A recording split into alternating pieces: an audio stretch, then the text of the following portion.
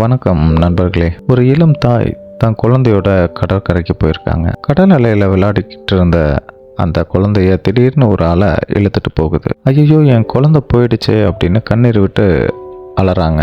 அந்த பெண்ணோட அழுக உருக்கமா இருந்ததால கடல் தெய்வம் குழந்தைய மீண்டும் உயிரோட கரைக்கு அனுப்பியது. தான் குழந்தைக்கு எதுவும் ஆகலைங்கிறத நினைச்சு சந்தோஷத்துல திக்கு முக்காடி குழந்தையோட கண்ணங்கள்ல மாறி மாறி முத்தமிட்ட அந்த தாய் எதேச்சியா குழந்தையோட காலை கவனிக்கிறாங்க. அப்போதாங்க நம்ம கதையில் ஒரு ட்விஸ்ட்.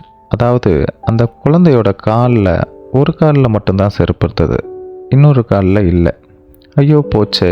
உடனே அந்த பெண்ணோட குழந்தை கிடைச்ச மகிழ்ச்சி அவளுக்கு மறந்துடுச்சு. ஒரு செருப்பு காணாமேன்னு நினச்சி அழ ஆரம்பிக்கிறாங்க.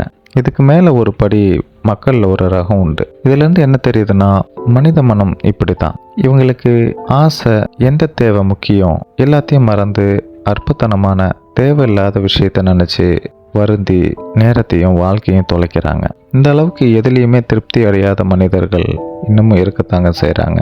இருக்கும் வரைக்கும் திருப்தியாக இருங்க. எது முக்கியம், எது மகிழ்ச்சிக்கு தேவை, சந்தோஷமான விஷயம் கூட சிலருக்கு கவலையை கொடுக்கத்தான் செய்யுது. இருக்கிறத வச்சு மனிதர்கள் சந்தோஷமாக வாழ கற்றுக்கணுங்க. அதுதாங்க வாழ்க்கை. இதை நீங்களும் புரிஞ்சுக்கணும். நன்றி.